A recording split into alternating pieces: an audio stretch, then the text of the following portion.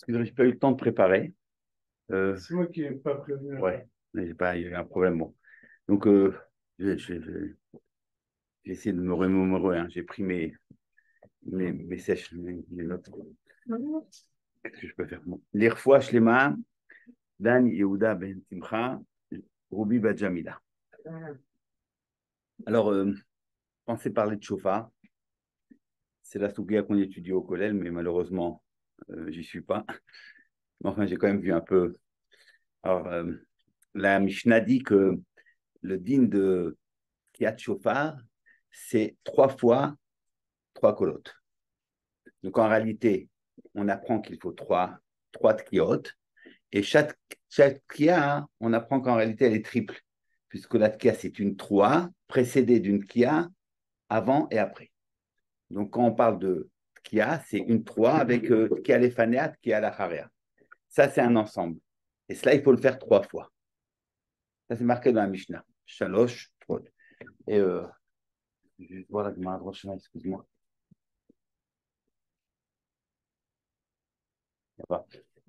Rachid dit,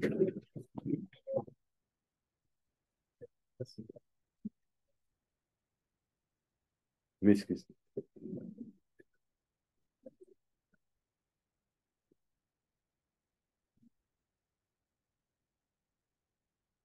Seder Kriot, Shalosh, Shel Shalosh, Shalosh.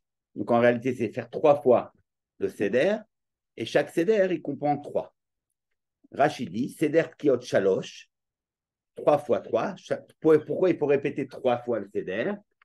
Achat les Malchuyot, Achat les Zichronot, ve Achat les Shofarot. C'est ce qu'on fait nous dans les Tkiot de Moussaf. On fait un Seder pour Malchut, un Seder pour Zichronot, un Seder pour Shofarot. Alors évidemment, on ne fait pas seulement 3, parce que comme dit la Gemara, il y a un Safek, est-ce que la 3 c'est Shvarim, est-ce que c'est 3? Et Rabbi Ava ou Itkin, qu'on fasse et Tarat et Tachat, et aussi Tashrat, parce que peut-être que c'est Shvarim 3. Donc, de telle sorte qu'en réalité, on fait Tashrat, Tachat, Tarat, mais c'est 3 manières de faire la même chose. Donc, en fait, dans chaque Seder, on fait Tkia, 3 Tkia. Pourquoi 3 fois? Rachid dit Achat les Malchuyot, Achat les Zichronot, Achat les Shofarot. Et ce Rachid est très, très compliqué. Pourquoi? Parce qu'en fait, le Seder n'est pas Meakev, les brachot ne sont pas Meakev. Si on fait les Tkiat Shofar sans faire du tout le Moussaf, on est aussi Yotze. Donc, le din Torah, c'est de sonner 3 fois. Maintenant, Rabbanan, ils ont été métaken que l'on sonne sur le Seder des brachot. Mais ça, c'est un din des Rabbanan. Quand Rashi explique maintenant Seder Kiot Shel Shalosh, ça, c'est le din Torah. Il n'a rien à voir avec le fait que, de facto, Chachamim ont décidé qu'on va organiser les Tkiot selon les Zdarim de Zichronot, Shofarot, Malchuyot. Alors pourquoi Rashi, alors qu'il se trouve au moment où on parle du din Torah dans le pur din, dans le début du din, dans le principe même du din, il doit me parler de Malchuyot, Zichronot, Shuparot. A priori, c'est hors lieu, c'est hors sujet. Voilà. En réalité, quand on regarde la Gemara, et d'où est-ce que la Gemara apprend qu'il faut 3 fois? Il ne pas marquer 3 fois. Alors la Gemara dit qu'il y a 3 psukim.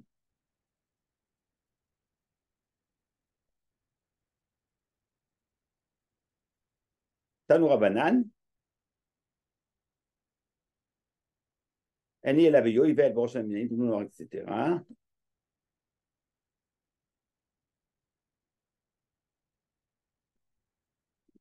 Minayin les Shalosh, ou Minayin les Shalosh, Shel Shalosh Shalosh. D'où sait-on qu'il faut 3 Darim? Talmud Lomar, Ve'avar Ta Shofar 3. Ça, c'est un premier pasouk. Ve'avar Ta Shofar 3. Shabbaton Zichron 3. Un deuxième pasouk. Yom 3 Yelachem, troisième pasouk.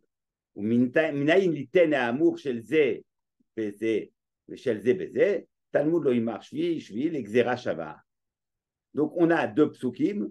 On a un pasouk qui nous parle de Minayin de anar, ou 3 be'emtsa. Talmud lo imar 3, tal tazimne. מניין ניתן האמור של זה בזה, לפי ששלוש תרועות הללו לא נאמרו במקום אחד, שהשתיים נאמרו בראש השנה, ואחת ביובל. Donc, il n'y a pas marqué 3 fois dans Rosh Hashanah qu'il faut 3 trouotes.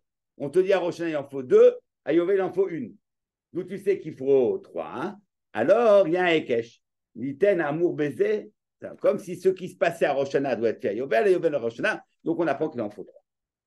Ça, cette Gemara, elle est extrêmement difficile. Pourquoi est-ce qu'elle est difficile? Parce que si j'ai 2 d'un côté, 1 de l'autre, je ne vois pas comment on arrive à 3. Je n'ai 3 ni d'un côté ni de l'autre. Comment j'arrive en étant Makish Rosh Hashanah à Yovel et Yovel à Rosh Hashanah? Tu vas dire qu'il faut, que ce qu'il y a à Yovel, il y a à Rosh Hashanah, ce qu'il y a à Rosh Hashanah à Yovel. Ben, alors, faisant 2 dans les 2 cas. Tu arrives comment à 3? Comment ça se fait que tu comptabilises celui de Rosh Hashanah à part et celui de Yovel à part et tu arrives à 3? Vous voyez, c'est ça le problème. On ne peut pas créer quelque chose de nouveau. Le Hekesh, ça veut dire, on trouve un din quelque part. Le din qu'on a trouvé quelque part, on l'applique quelque part d'ailleurs. Mais là, je ne suis pas en train d'appliquer le din que j'ai trouvé à un endroit précis, à un autre endroit. Ce n'est pas ce que je fais. Je suis en train de créer un nouveau compte qui n'existe ni dans Rosh Hashanah, ni dans Yovel. Dans aucune des 2 situations, on a les 3. Alors, comment est-ce que par le Hekesh, on arrive à un 3? Question de Touré Even. Alors, comment ça serait cette marque? En réalité, il faut dire qu'on n'apprend pas le compte. Il n'y a pas de compte. Il n'y a pas un din qu'il faut faire 3 tkiotes. Parce que si c'est comme ça, je ne peux pas prendre 3, alors que dans aucun des 2 psukim, on a 3. C'est qu'en réalité, il faut 3 parce qu'on ne fait pas 3 fois la même chose. Ce n'est pas 3 tkiotes, la même tkia qu'on répète 3 fois. Ce n'est pas ça.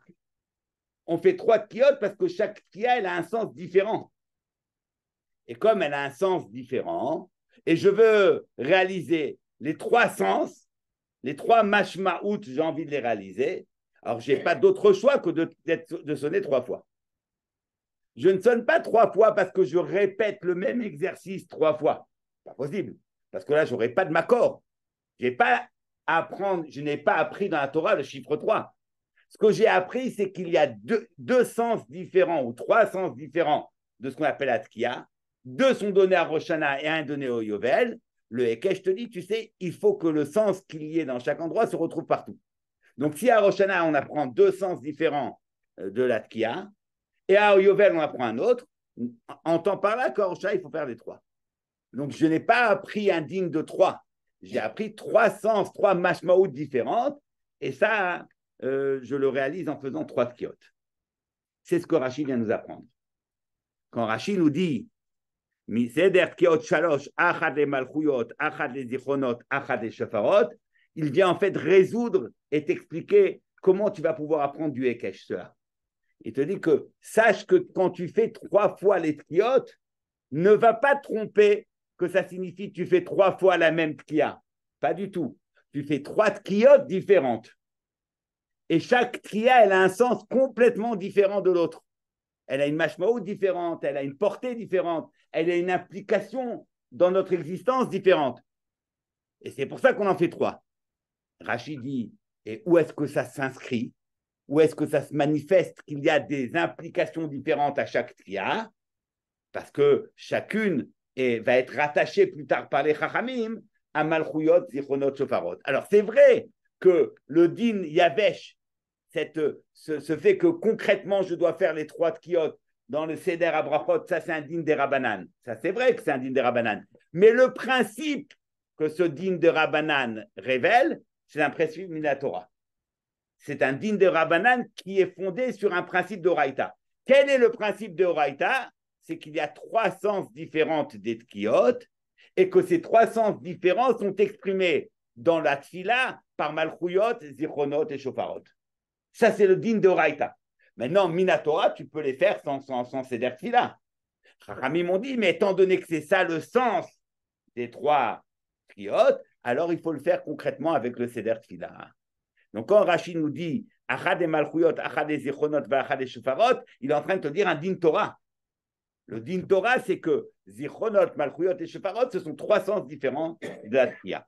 Voilà. Ça, c'est le principe qui ressort de ce Rachid, et ça s'entend, c'est comme ça que c'est Mouchar de la Gemara a priori.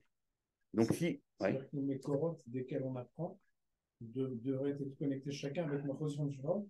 Ouais. Mais ça peut s'entendre. Cheval de Yovel, oui, ça s'entend. Comme ça devrait se dire. Et sinon, on ne voit pas du tout, et aussi bien Agmara et les Kacha, et ce Rashi, vraiment, il n'y a pas de sens. Donc, si on veut entendre le sens de ce que l'on fait pendant Avodat Hayom, qui est les Trouot, la Tkiat Shofar, qui est la Avodat Hayom, il nous faut l'entendre selon ces trois dimensions. Shofar avec cette dimension de Malchut, Shofar avec la dimension de Zichronot, et Shofar avec la dimension de Shofarot. D'accord? Alors, essayons d'expliquer ces trois dimensions.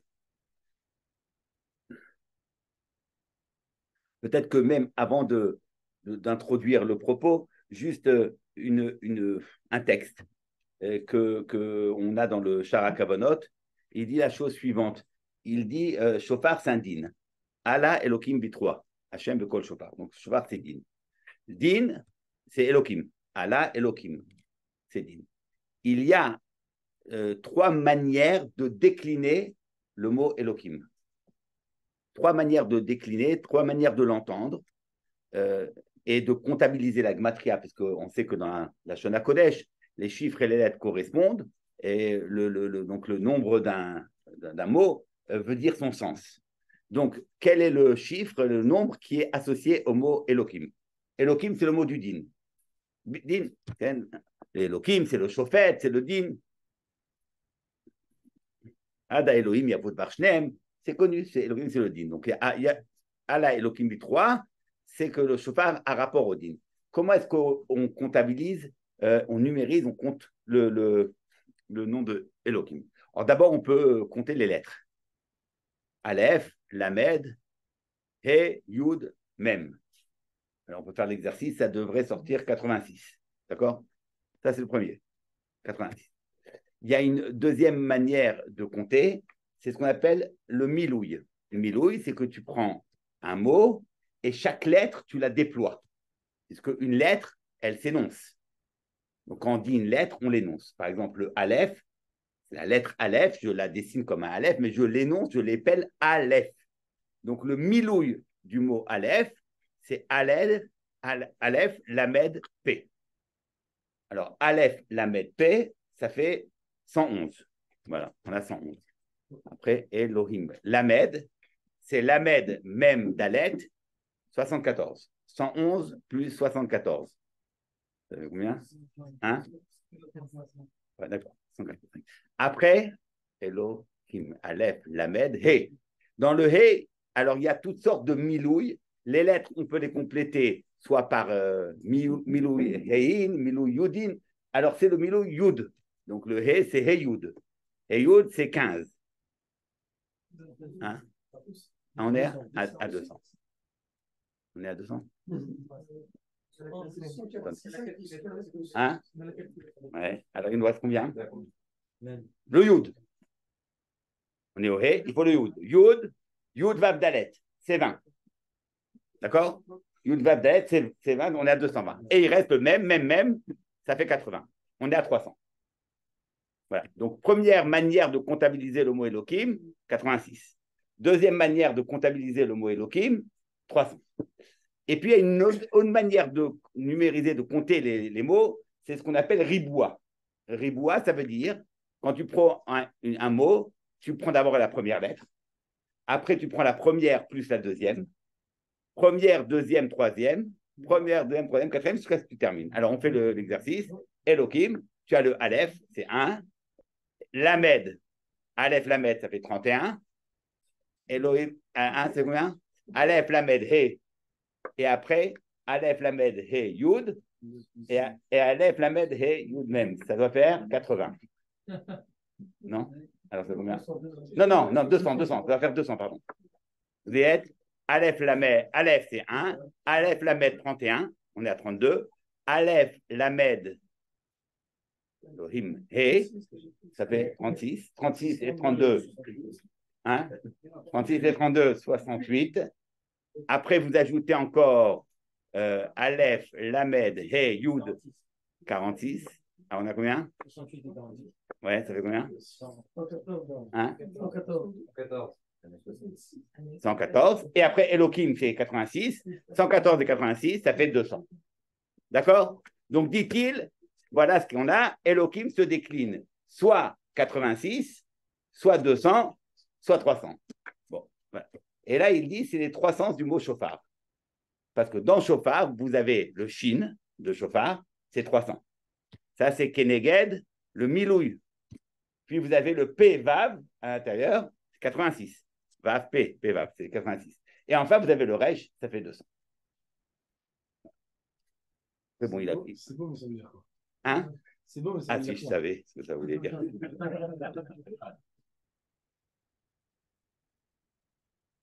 Si je savais. Mais pourquoi c'est beau? C'est même pas beau. C'est beau parce que c'est vrai, quoi. C'est Ouais. vrai, mais c'est Ouais. Voilà ce qu'il dit. Après, bon, il explique d'autres choses. Alors, on va peut-être utiliser cela comme un organigramme, comme quelque chose qui va nous permettre de nous référer, d'entendre. Alors, pas comprendre ce qu'il dit, ça c'est impossible pour moi, mais enfin, quelque chose, quoi. Bon, alors, on commence. La première manière, c'est le compte tout simple, Elohim, au sens de Pevav. Voilà, ça c'est le sens premier. Ce n'est pas le sens déployé, ce n'est pas le sens ribois, c'est le sens premier. Alors, juste qu'on comprenne. Il y a d'abord le chiffre le plus simple, tu comptabilises les mots. Ça, c'est le sens premier qui se donne dans son extériorité. La chose la plus manifeste. C'est encore rien dit. Le milouï, c'est le déploiement maximal de toute l'intériorité que l'on ne voit pas, mais qui est cachée. Donc là, tu pénètres l'intériorité dans sa manifestation la plus totale. Pas simplement ce qui se donne à voir de façon extérieure, mais toute l'intériorité de la chose. Ça, c'est le milouï. Et c'est quoi le resh, le ribois? Le ribois, ça veut dire que tu as quelque chose qui progresse. C'est ça, c'est une progression qui va petit à petit. On va de ce qui est le plus caché et petit à petit, il y a un processus. C'est le processus de dévoilement qui commence comme une petite étincelle et qui va en grandissant. Ça, c'est le principe du ribois. Les choses vont en grandissant. Alors, ces trois principes-là, ce sont trois principes du din. Le din dans sa manière la plus explicite et manifeste, la première. Puis vous avez le din dans le milouï. Et enfin, le din dans un processus de dévoilement qui va jusqu'au dévoilement maximal. D'accord? Ça, c'est les trois prix notes. Il nous faut peut-être rattacher ces trois prix notes aux trois sdarim de Malchuyot, Zichronot, Shofarot. D'accord? Je n'aurais pas fait tout seul, je peux, je sais pas. C'est pas marqué là-bas, mais ça, je l'ai entendu, que ces trois prix notes-là, c'est Malchuyot, bien sûr, ça s'entend, c'est le plus simple, c'est le Pevav. Après, pour les deux, ça, j'ai appris que Zichronot, ça, c'est le Resh, et les 200, c'est, et les 300, donc le 200, le Shin, ça, c'est déjà, c'est Shofarot. Voilà. Ah, on y va. Malchuyot, c'est le plus simple. Ça veut dire ce qu'il y a de plus manifeste dans le din. Qu'est-ce que c'est que Malchut? Et pourquoi Malchut a à voir avec Shofarot? Qu'est-ce que ça veut dire? Moi, Malchut, alors que le Shofar, c'est Allah Elohim Bitroua. Alors tout le monde sait pourquoi est-ce que, de façon tout simple, on sonne le Shofar. Alors, le Ritva dans la Sugya et le Ramban dans la Torah expliquent qu'en réalité, Shofar ou bien les Chatzrotzrot, la différence entre le Shofar et les Chatzrotzrot, quelle est la différence? L'une des différences essentielles, c'est que la Chatzrotzra, la trompette, c'est un élément créé par l'homme. On construit. Alors que le Shofar, ça doit être quelque chose de naturel. Donc, c'est un son qui ne diffère pas tellement l'un de l'autre, mais ce qui diffère, c'est que alors que la Chatzrotzra, elle a un côté, on va dire, artificiel, c'est le côté humain. Dans le chauffard, c'est plutôt le côté naturel. On retrouve cela dans la nature elle-même. Mais qu'est-ce que ce son du chauffard ou de la Hatzrotra, qu'est-ce qu'il est censé exprimer? Il n'y a rien d'harmonieux dans le chauffard. Ce n'est pas un instrument de musique. Il n'y a pas d'harmonie. Au contraire, c'est quelque chose qui est, voilà, vous entendez un son de trompette. Qu'est-ce qu'on entend quand on sonne la trompette? On est en train de nous dire, attention, on arrête tout, il y a quelque chose de grand qui se passe. Comme si on fait une césure dans la quotidienneté de la vie pour qu'à un moment on entende, on arrête, on stoppe. Il y a quelque chose qui vient d'ailleurs, qui est extérieur et qui est essentiel. Donc, c'est de nous faire prendre en conscience du fait que quelque chose se passe d'important. Et ce quelque chose d'important, pour qu'on puisse le vivre et l'intégrer, on est obligé de l'entendre comme quelque chose qui va rompre avec la spontanéité des gestes que l'on fait pendant toute la vie. Ça, c'est le premier élément. Quand on annonce le Meller, ouais, c'est exactement ce qu'on fait. Le Meller étant annoncé comme, voilà, tu ne le vois pas dans ton quotidien, sache qu'il est présent. Donc, la malchoute d'Akadosh Baruch Hu s'énonce comme non pas simplement reconnaître sa puissance, reconnaître sa grandeur, reconnaître toutes ses qualités, pas du tout. C'est d'abord et avant tout reconnaître sa présence dans mon monde. Est-ce qu'il est présent dans mon monde ou pas? C'est ça la malchoute d'Akadosh Baruch Hu. Dire à Akadosh Baruch Hu que tu es Meler, c'est pas de lui dire tu es le plus beau, tu es le plus fort, tout appartient, c'est pas suffisant du tout. C'est de lui dire, d'abord et avant tout, prendre conscience de sa présence. Il y a une nochechout d'Akadosh Baruch Hu dans le monde. Cette présence-là, elle vient rompre le quotidien de ma vie. Qu'est-ce qui rompt le quotidien de ma vie? C'est cette présence d'Akadosh Baruch Hu qui apparaît, qui s'inscrit dans mon monde, dans mon vécu, dans mon quotidien. Ça, c'est ce que l'on fait à travers le shofar qui annonce. Il n'annonce pas la grandeur d'Hachem, il annonce la présence d'Akadosh Baruch Hu dans mon monde.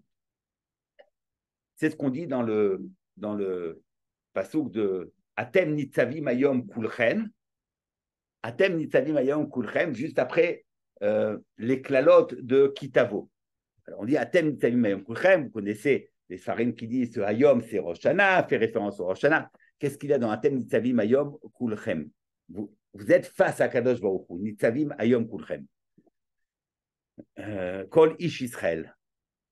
Alors, et Rachid dit Kulchem mi Shiftechem Ziknechem Ad Shoev Memecha.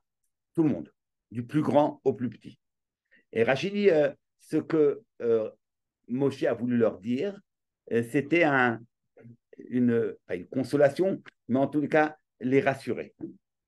Klal Israël entend les klalotes. Il entend les klalotes de Kitavo. Quand il entend les klalotes de Kitavo, Orikou Penem, ils se disent mais c'est pas possible ça. Personne ne peut tenir face à des klalotes pareilles. C'est impossible. Qui miamod les fanecha bedin. Elles sont terribles ces klalotes. Qu'est-ce qu'on fait?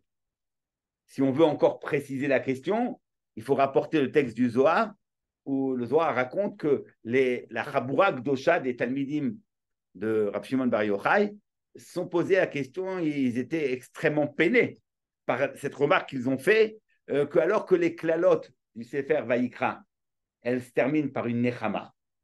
Ve'av ganzot biotam be'eretz oivehem lo me'astim ve'lo ge'altim lechalot be'ritam. Donc même lo me'astim ve'lo ge'altim, et la Gemara va dire dans toutes les galouyotes, Akadosh Baruch Hu reste présent. Donc ça se termine par une nechama. Donc dans les klalotes de Kitavo, il n'y a pas de nechama. On termine par la klala, comme si c'était le point final. C'est pas possible, quoi.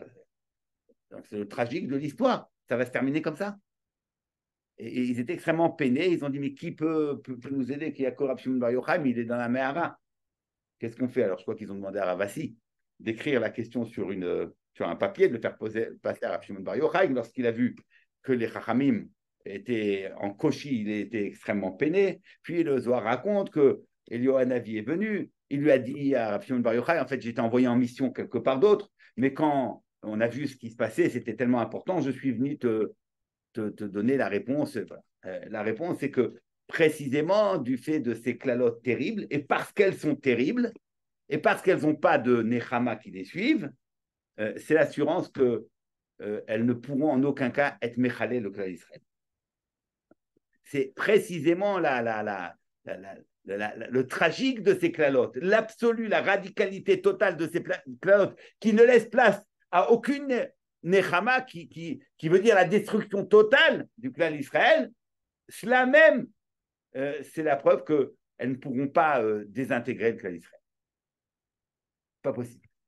Et Rashi dit, c'est ça en fait le sens du Rashi, Rashi dit, Atem nitzavim hayom kulchem, Rachid dit, qu'est-ce qu'il est venu leur dire dans ces klalotes-là? C'est ce message de Eliyahu Hanavi. Vous entendez des klalotes terribles, mais précisément parce qu'elles sont terribles, vous devez comprendre que les klalotes n'ont pas pour but de vous détruire, mais les kayem otrem les fanav. C'est la façon dont on peut être kayam l'ifnei HaKadosh Baruch Hu. Pourquoi c'est comme ça? Pourquoi cette radicalité des klalotes, elle est l'assurance qu'on va s'en sortir. Alors, ce que le tout ramène, que quelqu'un qui a un dîne, il ne fait pas attention à la manière dont il s'habille, il ne fait pas attention à son apparence, il ne fait pas attention à tout ce qui se passe dans sa maison. Il est totalement perturbé par ce dîne-là. Et puis, chacun qui a un malheur chez lui, il se rend compte, il sait cela, tout le reste a plus d'importance. Tout se désintègre. Il n'y a plus que cela. Et le clan d'Israël, juste avant Rosh Hashanah, Loshim Devanim, Ochlim, Smechim, qu'est-ce que c'est que cette affaire-là? Qu'est-ce que ça fait que cette affaire-là? Est-ce que, Chas Veshalom, on serait en train de se moquer du din? On ne prend pas en considération la gravité du din. Et là, Betuchim, c'est la MNES. Et il vient d'où ce Bitachon du Nes? D'où il vient le Bitachon du Nes? Rachid dit, Atem Nitzavi Mayom. Ce Atem Nitzavi Mayom, c'est la Malchut. Être Nitzav Lifnei Hashem, c'est être en position d'être âme devant le Melech. Âme devant le Melech. Être Mekabel Malchuto Hashem, nous l'avons dit, c'est quoi la Malchut d'Akadosh Baruch Hu? C'est pas de proclamer sa grandeur, c'est de proclamer sa présence dans mon vécu. Proclamer la présence dans mon vécu, c'est de me déterminer face à lui comme un âme face au Melech. Si je me détermine face à lui comme un âme face au Melech, lui, nécessairement, il sera Melech pour moi. Si je me définis comme son âme, il se définira comme mon Melech. C'est réciproque. Cela même implique l'impossibilité de la destruction du clan d'Israël. Parce que la mida de Malchut, c'est une mida qui est constitutive du clan d'Israël. La Malchut, c'est le clan d'Israël. Knesset Israël, c'est la Malchut. Pourquoi? Parce que cette Malchut, précisément, c'est la seule mida qui se construit avec le Mekabel. Ceux qui construisent la mida de la Malchut, c'est nous. C'est nous qui construisons la mida de la Malchut. Puisque la Malchut, c'est cette réception du Shefa d'Akadosh Baruch Hu par le Mekabel. Donc c'est nous. Il ne peut pas y avoir de Malchut s'il n'y a pas de Mekabel. Ce qu'on dit, El Melech Beloam. El Melech Beloam, c'est ça ce qu'on est en train de dire. Donc, du fait qu'on est Omed Lifnei Akadosh Baruch Hu, évidemment, ça signifie qu'on ne peut pas on peut pas disparaître, c'est pas possible. Alors, quand il y a des klalotes qui sont suivies de Nechama, donc elles ne sont pas définitives. Donc, on se dit peut-être qu'on va passer toutes ces klalotes, et puis après, il y aura une Nechama à un second moment. Mais quand les klalotes sont terrifiantes et sont absolues, ça veut dire qu'elles sont tellement radicales qu'elles signifient l'anéantissement d'Israël. Ces klalotes-là ne peuvent pas se réaliser. Ce n'est pas possible. Parce que réaliser la klala jusqu'à son terme, ça veut dire être mechalel qu'Israël. Or, ça, ce n'est pas possible. Puisqu'on est le Mel, on est le Ham d'Akadosh Baruch Hu. Donc, quand on est Nitzav Lifnei Akadosh Baruch Hu et qu'on se positionne comme le Ham d'Hachem et lui comme notre Meler, précisément, c'est ça, ce bitachon chez Yaaseh la Nes. Nes, ça ne veut pas dire que rien de mal ne va arriver. Hein. C'est pas qu'on est assuré qu'on aura l'année la plus parfaite, sans aucun souci. C'est pas ça. Le Nes, ça veut dire que l'essentiel sera sauvé. Là, Israël continuera. Et c'est ça, ce Nes-là. Ça, c'est ce qu'on appelle être Nitzav Lifnei Hashem, c'est la Midah de Meler. Nitzav Lifnei Hashem, ça veut dire, si on prend le principe, la description de cette situation d'être Nitzav Lifnei Hashem, on est face à Hashem. Être face à Hashem, c'est quoi? Kadosh Baruch Hu est face à nous. C'est donc qu'il nous regarde. Il nous regarde. Nous le regardons, il nous regarde. Et le regard d'Akadosh Baruch Hu vers nous, ça signifie qu'il se tourne vers l'homme. Le Ramak dit la Tiferet panea lemata. La Midah de Tiferet regarde vers la Malchut, vers le Zah. Elle regarde, ça veut dire qu'elle s'intéresse au Zah. Elle est tournée vers elle. Et Maral, tout le monde connaît cet enseignement du Maral, très très beau enseignement, qui dit que les lettres qui composent le mot Meler, ce sont les lettres qui sont celles qui suivent la lettre 10, Yud. Yud, après le Yud, vous avez Kaf, Lamed, Mem. Or, Kaf, Lamed, Mem, ce sont les 3 lettres du Meler. Pourquoi? Parce que Yud, c'est le Tzibour. Le minimum du Tzibour, c'est Yud. La Malchut, elle n'existe que par rapport à un Tzibour. Il n'y a pas de Malchut sur un homme, il y a un Malchut sur un Tzibour. Elokenu, Elokai Abotenu, pas Elokai, Elokenu, sur le Tzibour entier. Donc, le Tzibour, c'est le Yud. Et le Meler, c'est celui qui est au-dessus du Yud et qui se constitue au-delà du Tzibour. C'est clair. Mais on pourrait entendre que le roi se constitue sur le Tzibour, il le dépasse, mais qu'il ne prend pas en considération le Tzibour. Donc, dans ce cas-là, on aurait une succession, une progression. Après le 10, après le Yud, on aurait le Chaf, le Lamed et le Mem. Or, le Meler, c'est exactement le contraire. C'est Mem, Lamed, Chaf. Pour dire que Akadosh Baruch Hu, Panav Lemata. Il nous regarde. Il est Poné Elenu. Quoi qu'il est Poné Elenu, alors je pense qu'il faut l'entendre de façon toute simple, aussi toute simple. Ça veut dire beaucoup d'autres choses, peut-être, sûrement. Mais pour nous, de façon toute simple, il faut l'entendre quand Akadosh Baruch Hu s'intéresse à nous. Yeshlo Inyan, il n'est pas chauffette, il n'est pas indifférent à notre sort. Il n'est pas indifférent à notre sort. Il est intéressé par le chibour avec les hommes. C'est d'ailleurs ce qui explique ce que Chachamim dans la Gemara, que Akadosh Baruch Hu, il est le chauffette, il est moi.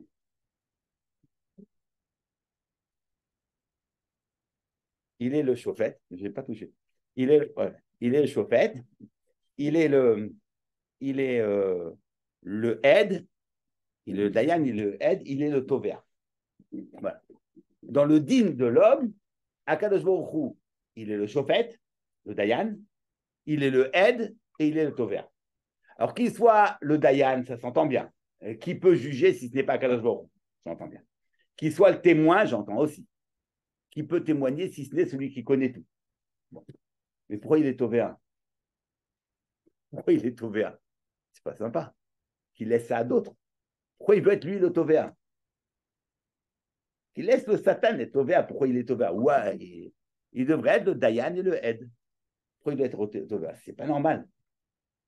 Parce qu'en réalité, le fait qu'il soit tovea, ça veut dire qu'il n'est pas indifférent. Un chauffette, par définition, il doit être indifférent. Si vous avez un chauffette qui a un intérêt, il ne peut pas être chauffette. Il est noguea. Il est noguea badavar, il ne peut pas être chauffette. Par définition, la position du chauffette, c'est une position d'indifférence totale. Le chauffette dit, moi, voilà, je te juge. Là, j'applique la loi. Chayav ou patour. On va te couper la tête, on va te laisser vivre. Moi, personnellement, je m'en fiche complètement. Je ne te connais pas, je n'ai pas de connaître. Voilà. Je fais comme si je ne te connais pas. Et si j'ai un intérêt d'un côté ou de l'autre, je suis pas sourd, je ne peux pas te juger. Donc, par définition, il faut que je sois totalement indifférent à ton sort. Mais Akadosh Baruch Hu ne veut pas nous juger comme ça. Ça voudrait dire qu'Akadosh Baruch Hu a appliqué une règle de vie. Il nous a dit, voilà, vous avez une vie, je vous ai donné les kelim pour réussir. Vous les appliquez, vous réussissez votre vie. Vous ne les appliquez pas, vous plantez. Et moi, à la fin de l'année, je vérifie. C'est bon, c'est pas bon. Mais en fait, bon, je suis indifférent. C'est pas du tout comme ça qu'Akadosh Baruch Hu nous juge. À Dieu ne plaise, s'il était mettre à indifférence, ce serait une catastrophe. C'est parce qu'il est tovéa, ça veut dire qu'il est tovéa, ça veut dire qu'il te dit, mais oh, moi je suis intéressé, j'ai créé le monde pour ça. Donc j'ai un intérêt. Donc il dit, il faut que tu te réveilles, bonhomme, c'est pas possible. Je peux pas juste te détruire, ça va pas. Ça va à l'encontre de mes intérêts les plus grands. Donc on a la chance inouïe que le chauffette soit le tovéa. C'est-à-dire qu'il a un intérêt, parce qu'il exige. Il exige la réalisation du bride. Ça, c'est la malchoute. C'est en tant que cela que le din est mekayem la malchoute. La malchoute, c'est précisément le tornit, le projet d'Akadosh Baruch Hu, de ce chibour, de son chibour avec le monde. Ce projet de ce chibour avec le monde, ça implique qu'il y ait de part et d'autre un chitouf, que l'homme réalise son rôle. Donc il faut un mishpat. Mais ce mishpat-là, Kadosh Baruch Hu, il est partie prenante. Et comme il est partie prenante, il a un intérêt. Et cet intérêt, au bout du compte, il va primer. Au bout du compte, il primera. Et si dans le mishpat arrive Chas Shalom que non, c'est pas bon, eh ben, il s'arrangera. Et comme les Sfarim disent que Machal, Khamim donne qu'il y avait un Meller qui a appliqué des règles très strictes contre tous les enfants du palais parce que ça allait un peu n'importe comment. Et donc, il y avait des enfants de certains ministres qui ont fait des bêtises, ont été très sévèrement punis. Et un jour, c'est le fils du roi qui a fait, qui lui-même a fait cette bêtise. Le Meller a dit, moi, je ne punis pas mon fils. Je l'aime trop.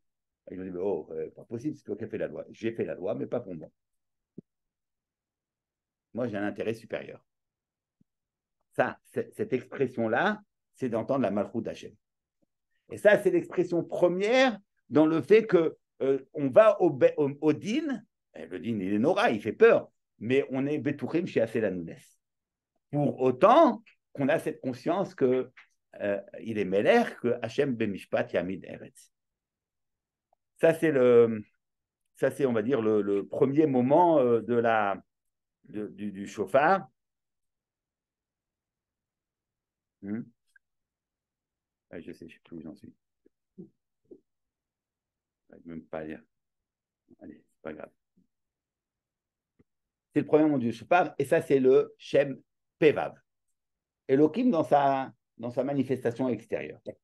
Après, on a d'autres domaines. On a le Shin et on a le Resh. Non, c'est le simple compte. L'expression la plus simple. Ouais, c'est d'abord et avant tout ce que tu vois. C'est, on va dire, quand on te dit, voilà, je vais t'expliquer ce que c'est le Shofar Rosh Hashanah, l'explication la première, la plus manifeste. Après, on va aller dans le Remez, on va aller dans des intériorités plus grandes. Ça, c'est déjà autre chose. Là, l'autre dimension, on passe tout de suite au Shofarot. L'autre dimension, c'est celle du Shin, 300, le Milouï. Milouï, ça, c'est les Shofarot. Les Shofarot, c'est l'autre expression du din. Alors, à quoi ça fait expression ces Shofarot? Ça fait d'abord expression Matan Torah. Et dans les psukim de Shofarot, on fait référence au Shofar du Matan Torah. Qu'est-ce qui s'est passé dans le Matan Torah? Vous savez que la première expression, ou l'expression la plus radicale du din, se trouve dans le Matan Torah. Lorsque la Gemara a dit, que Doresh le pasuk, Mina Shamayim Hishmat Adin, Eretz Yar'a Veshaketa. Matan Torah, c'est din. Lorsque Hachem donne la Torah, c'est din. Mina Shamayim Hishmat Adin. Où est-ce que Mina Shamayim Hishmat Adin? Au moment du Matan Torah, mais au moment du Matan Torah, Hachem n'a pas donné le din, il a donné la Torah. Non, mais donner la Torah, c'est une prina de din. C'est la première prina de din. C'est la prina la plus haute du din. Mina Shamayim Hishmat Adin. Pourquoi? Parce que c'est un din qui signifie non pas que je vais te juger béfoal, je vais appliquer une loi. C'est un din qui signifie que la Metsiout elle-même, elle porte en elle l'exigence du din. C'est un din qui est porté par le principe même du réel. C'est-à-dire que la Metsiout, le réel, la réalité est telle que quiconque transgressera les règles de cette réalité sera de façon naturelle et immédiate, s'exclura de l'existence. Donc, qu'est-ce que c'est que le premier din? C'est pas il y a une loi qu'on va appliquer, parce que tu as transgressé telle et telle chose, on va te juger. Pas du tout. Le din, c'est la chorma, la Torah. La Torah te dit, voilà ce que c'est le réel. Le réel, c'est ce que la Torah dit. Tu t'adaptes à cette réalité, tu es en accord avec cette réalité, tant mieux. Eh ben, à moins que ça, tu n'es pas dans le réel. C'est un peu comme quelqu'un, Ramim disent que le shin, le ramène souvent, le shin, c'est le esh. Le shin de Elohim, ce shin-là, c'est le esh. Esh, ça veut dire ce qu'il y a une impossibilité de se défaire de cette puissance du feu. Le feu, il est une énergie qui va embraser tout ce qui est autour de lui, tout va devenir feu. Ça veut dire que, mettons un exemple, tu mets ta main dans le feu, tu vas dire, j'ai pas fait exprès. Si je n'ai pas fait exprès, pourquoi le feu va me brûler? Non, non, c'est le réel. Ça, c'est la Mina Shamaim Ishma Tadin.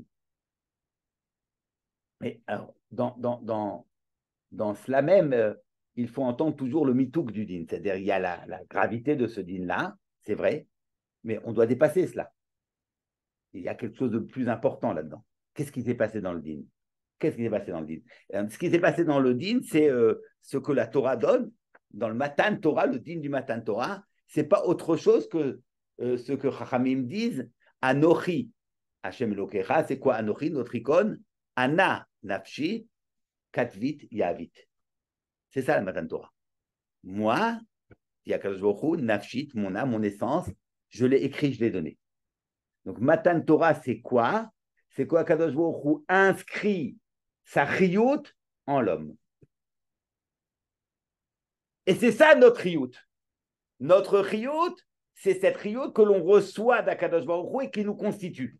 Évidemment, si notre chiyut, c'est cette chiyut, ce chibour à la chiyut d'Hachem, évidemment, ça nous donne d'un côté le socle de notre vie, Chaye Olam Nata Betochenu. Ah oui, notre vie n'est pas éphémère. On a Chaye Olam. Mais d'un autre côté, c'est le din.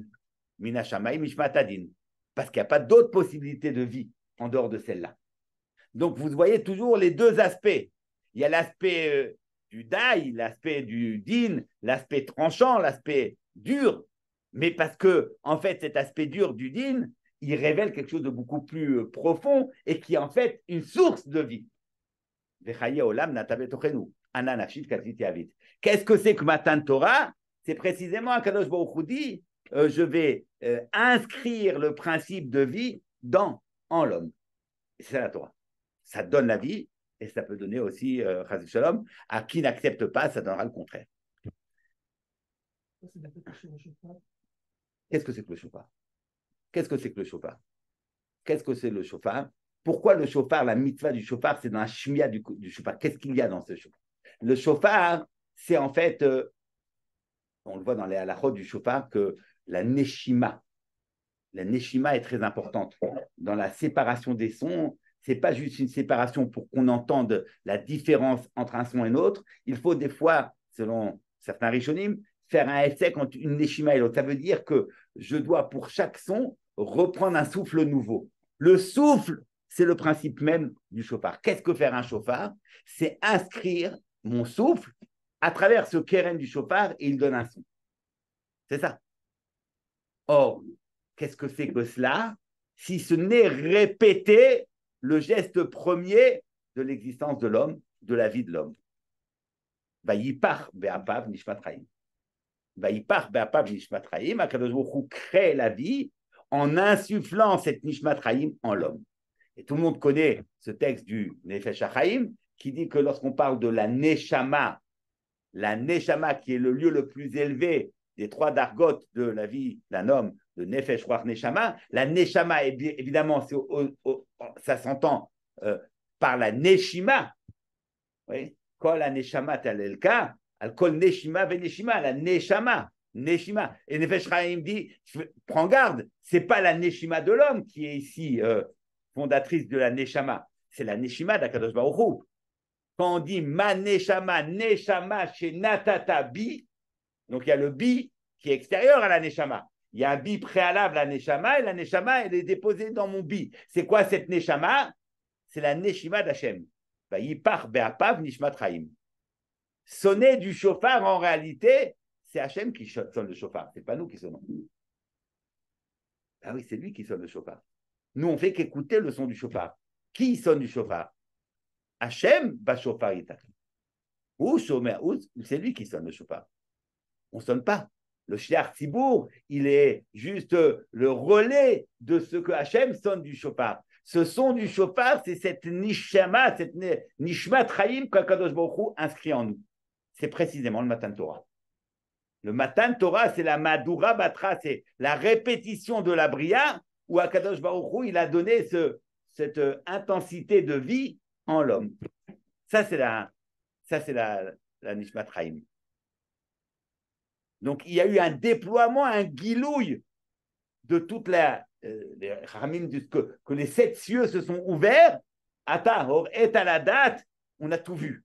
Ça veut dire que le principe même du réel s'est manifesté. Qu'est-ce que c'est que ce principe? C'est la Neshima. Cette Neshima que Akadosh Baruch Hu insuffle en nous. Le shofar, c'est ce qui permet d'être metaken le rat. Ramchal dans Mamara Chokma dit que le shofar, il y a le shofar du Matan Torah, et le shofar du Matan Torah sera appelé à devenir le shofar gadol, Shofar Gadol, Bayoma ou Takab et Shofar Gadol, qui dit Shofar Gadol, dit qu'il y a un Shofar qui n'est pas Gadol. Si tous les Shofars étaient Gadol, on va pas dire Shofar Gadol. Donc il y a un Shofar Gadol et un Shofar Katan. Le Shofar Gadol, c'est le Shofar Latid Lavo, ou Baou Avdim Beret Ashur, Anidachim Beret Mitraïm. Pour l'instant, il y a le Shofar Katan qui est déjà un premier Gilouï. Et à nous, chaque Rosh Hashanah, d'être Mechazek la Yahara du Shofar du Matan Torah, lui donner plus de poids et de vigueur jusqu'à ce qu'on arrive, en fin de compte, au Shofar Gadol, du Léatid Lavo. Ça se fait comment? Qu'est-ce qui fait obstacle à ce Gilouï du Shofar du Matan Torah? Qu'est-ce qui fait obstacle? C'est le Ra, c'est le mal. Comment je vais combattre le mal? Comment on combat le mal? Le mal, c'est quoi? Le mal, c'est quoi? Le mal, c'est un défaut de vie. C'est une méchitza. C'est une méchitza, c'est un écueil qui ne permet pas à ce flux de Gdusha, de ce flux de Tov de m'atteindre. Parce que justement, il y a des choses qui obstruent ce guilouille du Tov. Alors comment je fais? Comment je fais pour être mitgaber au Ra? Comment je fais pour soigner la maladie? Par un surplus de vie. Je suis tokia. J'intensifie le flot de vie. Et quand on intensifie le flot de vie, alors c'est un peu comme l'image, vous voyez, vous avez un nachal d'un Ma'yan qui est chaufféa. La vie, c'est un Ma'yan Ma'im Chaim. Vous avez cette source d'eau qui est chauffat jusqu'à vous et qui innerve notre corps et qui nous fait vivre. Et puis il y a le chet qui est une mechitza. Machatzi va n'y pas. Cette mechitza qui empêche l'eau de venir. Voilà, ça c'est le chet. Comment je fais pour le dépasser? J'intensifie la vie. Il y a plus en plus de vie jusqu'à ce que le flot de vie va s'intensifier, va grandir et qu'il va pouvoir dépasser le chet que j'ai fait jusqu'à l'anéantir. Ça, c'est ce qu'on fait en étant sonné le chauffard. Ce bitoul du Ra, c'est par une intensification de Vaïpar Be'apav Nishmatraim. Ça, c'est la deuxième dimension. Et ça, c'est la dimension du chauffard, des chauffarotes, qui est la prina du Shin. Shin, c'est le Shin, c'est le guilouille de la Shin, ça veut. Bon, encore, il y a plein de choses à dire. Shin, c'est la Peoula. Hein. Chaque fois que vous faites une Peoula, vous dites Shin. Shirpoul, Shirchour, la Peoula, le Shipour. Shifra, elle était Meshaperet. Elle rendait les choses pères. Cette inscription, cette Peoula dans le monde, cette inscription du Tov dans le monde, ça c'est le Shofar. Ça c'est la deuxième dimension. Et brièvement, la dimension des Zichronotes. La dimension des Zichronotes, c'est le Resh. Ça c'est la dimension de la Avoda. Ce guilouille qui se fait progressivement. Alors, ce n'est pas le guilouille du Matan Torah. Le Matan Torah n'était pas progressif. Il y a eu d'emblée, d'un coup, un guilouille total. Ça, c'est le milouille. Un guilouille total et complet de la malchoute et de la présence d'Hachem. Ata, hor et aladat, c'était clair. Oui, le problème, c'est que c'était clair pendant un moment. Le Matan Torah, il ne dure pas tout le temps. Après, on est bien en peine de retrouver ce moment-là. On est bien en peine. Ça, c'est la Moda'a, Rabba, le Horaïta. Les Israéliens ont dit, c'était bien tout ça quand on voyait tout. Mais là, c'est l'obscurité, c'est le noir total. Et qu'est-ce qu'on fait, nous, maintenant? Oui, on a reçu la Torah quand tout était clair. Mais on est en galoute, il n'y a plus rien de tout ça. Qu'est-ce que ça subsiste? Là, on est bien en peine. Alors, il y a un malach qui est le malach de la Avodat Hashem, Avodat Adam, Avodat Hashem de l'homme, et qui, petit à petit, doit progressivement, être mégalé ce tov qui est en lui. Même lors qu'il y a un rocher le plus total, même lors où, dans une situation qui paraît tragique, parce qu'on semble avoir perdu toute marque de ce guilouille, il y a le zikaron. Le zikaron. Le zikaron, c'est toujours le zikaron. C'est quoi le zikaron? C'est pas un souvenir, hein. C'est d'actualiser le point de le shoresh. Actualiser la nekuda d'où procède le tout, le point d'origine, s'appelle le zikaron. C'est pour ça, dit Maharal, que zikaron, ça vient du mot zachar. Quel rapport entre zachar et zikaron, souvenir et zachar? Le zikaron, dit-il, il ramène les chazal, que le zikaron, c'est le trône de Avram Avinu. Pourquoi Avram Avinu? Parce qu'Avram Avinu, c'est celui qui est me'aché et ha'olam le bor'o, qui ramène les choses à leur origine. Zocher, c'est-à-dire lors même que dans un processus d'éloignement qui semble total par rapport à la Nekuda de ce guilouille des chauffarotes, je ne l'ai plus. Je suis dans la galoute, je suis dans le rocher. Non, j'ai toujours possibilité de me rattacher à ce point-là. Ce point, il était tout le temps présent. Il y a ce point d'innocence qui est toujours présent en l'homme. On ne peut jamais le perdre. Ce que Nefesh Chaim dit, lui, alors il le dit dans ses mots, mais ça importe peu les mots. Lui, il dit que c'est la Nekuda de Neshama qui, elle, ne peut pas être atteinte par le Chet. Et cette Neshama, c'est toujours une Nekuda qui est d'une totale innocence. Ce point d'innocence, on peut toujours le retrouver. Mais là, pour le retrouver à partir du rocher de la vie d'un homme, ça, il faut le riboua. Il faut le talir du guilouille petit à petit. Petit à petit, les choses se révèlent à partir du rocher. Alors, on n'est pas dans le chauffard où il y a le guilouille total, le milouille, on est dans le ta'alir, on est dans le processus. Ça, c'est le zecher. Et ça, c'est ce que Rambam dit, que Afalpi shetkiata shofar gzerat hakatuv, remez yesh badavar. Le remez, c'est lit horaire. Uru yeshenim mishnatrem.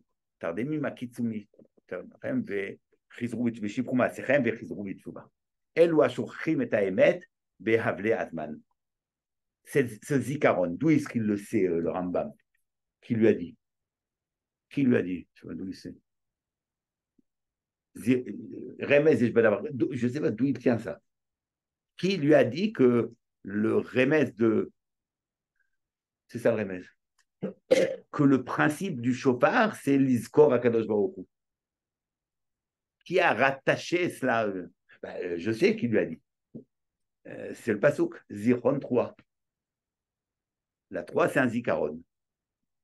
La 3, c'est un zikaron. Donc, Rambam dit, la 3, c'est un zikaron. Donc, c'est quoi le remez?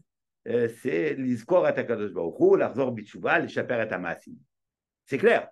Je ne vois pas d'où il le tirait si ce n'est cela. Le souci, c'est que zichron touroi, c'est Akadosh baruch hu qui se souvient de nous. C'est lui qui se souvient de nous. Et le Rambam nous dit, remez yesh badavar, il faut que nous, on se souvienne de lui. C'est pas la même chose. C'est pas la même chose. Ben oui, c'est la même chose. C'est la même chose. Parce que se souvenir, ça veut dire que Akadosh Baruch Hu voit en nous cette nekuda cette nekuda précise de Tahara, ce point d'innocence. C'est ce point d'innocence qui persiste même malgré le rocher, qui est le lieu du zikaron. Parce qu'en fait, quand on voit les zichronotes, maintenant je vais te dire les choses les plus simples. Quand on fait tous ces zichronotes, et Akadosh se souvient de nous, on a envie de lui dire, écoute, je t'en prie, si tu peux m'oublier. Moi, cette année, ce n'était pas parfait. On se reparlera l'année prochaine. Cette année, il vaut mieux pas que tu voies mon dossier. Tu vas à un examen, tu sais que tu vas planter. Tu dis, l'année prochaine, quoi. On n'a pas envie, on voudrait qu'il soit, voilà. Alors, on peut nous dire, oui, si tu oublies, tu vas plus vivre. Il faut bien qu'il te... sinon, tu n'es même pas là, quoi. Donc, en fait, c'est un pied aller, quoi. C'est un pied aller. On est obligé de passer devant Akadosh Baruch Hu parce que c'est lui qui nous donne la vie. Et puis, comme il va nous regarder le dossier, on n'a pas le choix, quoi. Ben non, c'est pas ça le zikaron. C'est pas ça. Le zikaron, c'est qu'on demande à Akadosh Baruch Hu de regarder tous nos gestes et tout ce qu'on a fait, pas dans la façon dont je l'ai fait, mais de regarder toujours la nekuda de Tahara, le point de pureté. Il y a un point d'innocence. À partir de là, tu vas juger tout ce que j'ai fait. C'est ça le zikaron. Quand on dit Golé Amoukot, Dover Tzedakot, Golé Amoukot, ça te fait trembler. Tu dis Golé Amoukot, il est en train de voir tout ce que j'ai pensé, tout ce que j'ai fait. C'est la catastrophe. Mais non, pas du tout. Golé Amoukot, ça veut dire il voit cette Nekuda de Zikaron qui est en toi. Golé Amoukot, Dover Tzedakot, Gomer Amoukot, il va parler du Tzedek, de la justice, du droit, de ce qui est bien, de cette Nekuda du Yosher. Ça, c'est le Zikaron. C'est ça le zikaron. C'est pas il va se rappeler de nos fautes, il va nous laminer. C'est pas ça. Pour que être méhoraire, cette istaklout d'Akadosh Baruch Hu de zikaron, qui regarde et qui observe tout ce qu'on a fait dans le prisme, selon le prisme du zecher, de cette actualisation de ce point d'innocence, de ce qui reste toujours présent de ces shofarotes, lors même que ce sont des shofarotes, a priori, c'est tu, et que le rocher arrête. Pour cela, il faut que nous aussi, on soit Zocher Oto. Donc le Rambam, il est en train de te dire, Remez Yesh Badavar, il n'est pas en train de t'expliquer ce qui se passe. Le chauffard d'Akadosh Baruch Hu, il ne va pas t'écrire qu'est-ce que Hachem fait pendant le chauffard. C'est pas... Hachem, il ne lit pas le Rambam. Roshana, il sait comment il faut se débrouiller. Il n'a pas besoin de Rambam, le Chotchouva, pour savoir comment il va faire le chauffard. C'est qu'est-ce que nous, on doit faire du chauffard. Alors il te dit, Remez Yesh Badavar, ça veut dire si tu veux être en phase avec ce que le chauffard des Zichronot signifie, qui est que il est Zocher Otanu Letova, il est Zocher Akedat Yitzhak, ce point de où Yitzhak il est Moser Kol Nafsho, ça il faut que tu sois Zocher Oto. Et ça c'est la Avodat Adam. Donc on a rapidement les trois principes des trois Zdarim. On a le Seder Malchut, ça c'est le din. Meler Bemishpat Yamidaret, c'est la confiance en Akadosh Baruch Hu. Un Meler, c'est pas quelqu'un qui nous juge, c'est quelqu'un qui nous dirige, c'est quelqu'un qui, comme dit le Rambam, Ilchot Melachim ou Milchamotehem. Le Meler, c'est celui qui est à la tête de nos armées pour nous surveiller, pour nous protéger. Ça, c'est une première chose. Et le din, c'est uniquement une façon d'être Omed Ifna Meler. Et Hachem, il est poné, les nous. On a le chauffard du Gilouï de la Malchoute. Alors, le Gilouï de la Malchoute, c'est un din Nora Vayom, Minashamayim Mishpatadin, mais ce din n'est que l'envers de ce qu'est la Chaim Amitim. Et ça, c'est le chauffard de Vayipar Be'apav Nishmat Chaim.